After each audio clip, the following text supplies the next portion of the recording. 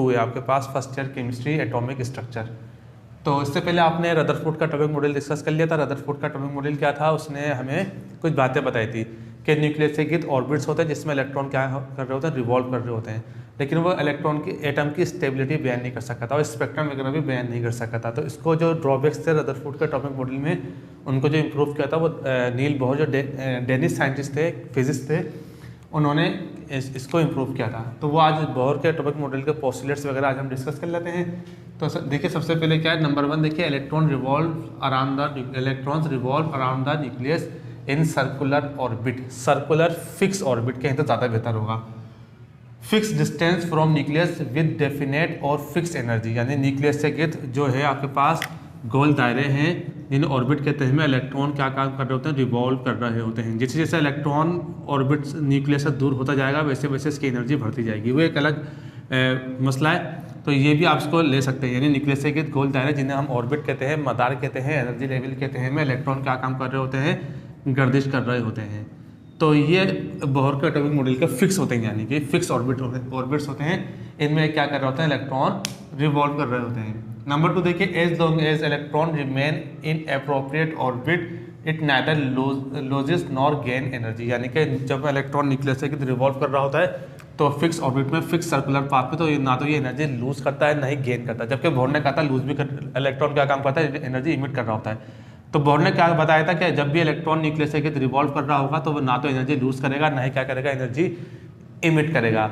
Energy lose और emit कब करता है वो कंडीशन भी उसने बताई थी, क्वांटाइज कंडीशन, वो अभी हम डिस्कस कर लेंगे। नंबर 3 देखिए, ड्यूरिंग एक्साइटेशन इलेक्ट्रॉन एब्जॉर्ब सम क्वांटाइज्ड एनर्जी। जरा इसको नोट कर लीजिए, जब इलेक्ट्रॉन एक ऑर्बिट से दूसरे ऑर्बिट में जाता है और तो क्या काम करता है, ये एनर्जी क्या काम करेगा, एनर्जी एब्जॉर्ब करेगा। And jump from lower energy level to an appropriate higher energy orbit when it returns back to lower energy orbit it emit quantized energy. यही बात हमारे पास, यानी जब इलेक्ट्रॉन एक ऑर्बिट से दूसरे ऑर्बिट में जाएगा तो नीचे वाले से ऊपर वाले में आएगा तो काम क्या करेगा, एनर्जी एब्जॉर्ब करेगा। जब ऊपर वाले से नीचे वाले में आएगा तो क्या काम करेगा, एनर्जी रिलीज करेगा। ये एनर्जी जो रिलीज होगी वो क्या होगी, क्वांटाइज्ड होगी। तो इससे पहले अब आगे चल के हम प्लांक्स क्वांटम थ्योरी डिस्कस करेंगे तो ज़रा डिटेल में क्वांटाइज एनर्जी यानी जो होगी बराबर किसके, E equal to H V. तो एच क्या होगा, प्लांक्स कांस्टेंट 6.62 एक्सपोनेंट -34। तो ये एनर्जी क्या होती है, क्वांटाइज एनर्जी कहलाएगी। अब जरा देखिए इसकी मजीद वजाहत करते हैं। नंबर 4 देखिए, electron can move only in those orbit in which angular momentum L is equal to mvr is integral multiple of NH/2π। जरा देखिए जो आपके पास पोस्टुलेट नंबर 3 है, इसको 3 पॉइंट है, उसको हम क्या कहते हैं, क्वांटाइज्ड कंडीशन कहते हैं। यानी कि ये भी ज़रा देख लें, उसने कहा था जब भी इलेक्ट्रॉन एनर्जी इमिट और एब्जॉर्ब करेगा, क्वांटाइज्ड कंडीशन क्या होती है, H/2π होती है। तो इसको हम कहते हैं क्वांटाइज्ड कंडीशन। तो अब जरा देखिए इन्होंने क्या काम किया, electron can move only in those orbit in which angular momentum. Angular momentum का फार्मूला क्या है, एंगुलर मोमेंटम को कैसे डिनोट करेंगे, L से। जरा ये बात भी समझ लीजिए, L क्या कहलाएगा, angular momentum. L is equal to mvr के बराबर होता है। ये बात आप जरा ध्यान में रखिएगा। जब कोई चीज़ घूम रही होगी, रोटेट कर रही होगी, उसका जो मोमेंटम होगा क्या होगा, एंगुलर मोमेंटम कहलाता है। जबकि आपने फिजिक्स में P is equal to mv भी पढ़ा होगा, लीनियर मोमेंटम, तो वो एक अलग होता है। तो ये क्या है, angular momentum. L is equal to L for angular momentum और किससे बराबर होगा, mvr, m for mass, v for velocity और r फॉर रेडियस। तो ये सारी बातें आप ध्यान में रखिएगा। तो L is equal to mvr के बराबर होता है। तो आप देख लीजिए mvr किसके बराबर होगा, mvr बराबर होगा NH या H/2π के, H/2π के। इसको कहते हैं अवेलेबल इन फिक्स अमाउंट। तो एंगुलर मोमेंटम अब क्या होगा, इंटीग्रल मल्टीपल, यानी क्वांटाइज कंडीशन में होगा तो उसका मतलब क्या होगा, available in fix amount, particular amount. जरा देखिए मिसाल के तौर पे आपके mvr बराबर हो सकता है, इससे मुराद क्या होगी, mvr बराबर हो सकता है 1h/2π के, 2h/2π के, 3h/2π के। तो ये कहलाती है आपके पास क्वांटाइज्ड कंडीशन। तो L is equal to mvr होता है जैसे मैंने बताया आपके। तो इसको इस तरह भी कह सकते हैं, L is equal to H/2π। 2h/2 pi, 3h/2 pi, इस तरीके से कह सकते हैं इसको। तो इस तरीके से आप क्या कर सकते हैं, एंगुलर मोमेंटम वगैरह निकाल सकते हैं। बोर्स के एटॉमिक मॉडल के थे डेरिवेशन आगे चल के हम ड्राइव करेंगे, उसमें ज़रा डिटेल में इस मुतालिक बात करेंगे। इंटीग्रल मल्टीपल ऑफ NH अपन 2 पाई से हम रात होगी, जिसे मैंने अभी बताया। इंटीग्रल मल्टीपल से हम रात क्या होगी, 1h, N1 भी हो सकता है, 2 भी हो सकता है, 3 भी हो सकता है, 4 भी हो सकता है, 5 भी हो सकता है। इसको हम क्या कहेंगे, इंटीग्रल मल्टीपल। तो ये आपके पास क्वांटाइज कंडीशन कहलाती है, पोस्टुलेट नंबर 3। तो इसमें जो एनर्जी आपके ऊपर इमिट होगी वो क्या कहलाएगी, E = hv। एच क्या होता है, 6.6325 कह दीजिए, 6326 भी कह देते हैं, एक्सपोनेंट -34 के बराबर होगा, और ये क्या कहलाएगी, फ्रीक्वेंसी। तो इस तरीके से आप क्या कर सकते हैं, फ्रीक्वेंसी ऑफ रेडिएशन कहलाती है। ये थे आपके पास बोर्स के एटॉमिक मॉडल के कुछ पोस्टुलेट्स। इससे कुछ ड्रॉबैक्स भी थे, वो भी अभी हम डिस्कस कर लेते हैं।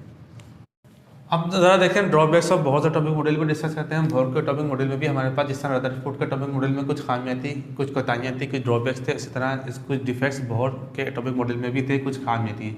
तो उनको आज हम डिस्कस कर लेते हैं। देखिए सबसे पहले क्या होता है, explain mono electronic system. Bore का जो एटॉमिक मॉडल है वो मोनो इलेक्ट्रॉनिक सिस्टम पर अप्लाई होता है, मगर पॉली इलेक्ट्रॉनिक सिस्टम पर अप्लाई नहीं होता। यानी इसका मतलब क्या हुआ, जरा देखिए, जैसे ऐसा एटम जिसमें सिर्फ एक इलेक्ट्रॉन हो, यानी हाइड्रोजन के एटम पर सिर्फ इसका इत्तलाक होता है, क्योंकि हाइड्रोजन में सिर्फ एक इलेक्ट्रॉन है। जबकि ऐसे एटम जिनमें 2 या 2 से ज़्यादा इलेक्ट्रॉन हो, उन पर इसका इत्तलाक, बोर के एटॉमिक मॉडल का इत्तलाक नहीं होता, यानी कि उसकी वजाहत ये नहीं कर सकता। तो उनको कहते हैं पॉली इलेक्ट्रॉनिक सिस्टम। तो यानी कि हम कह सकते हैं कि बोर का जो एटॉमिक मॉडल है उसका इत्तलाक वो जो अप्लाई होता है वो सिर्फ हाइड्रोजन एटम पर होता है। इसका सबसे पहला और सबसे इम्पोर्टेंट इसका ड्रॉबैक था। नंबर 2 देखिए, according to Bohr's electron revolve around the nucleus. जैसे कि हमें बताया बोर ने के न्यूक्लियस के गोल दायरे जिनमें इलेक्ट्रॉन रिवॉल्व कहते हैं, उन्हें शेल या ऑर्बिट कहते हैं।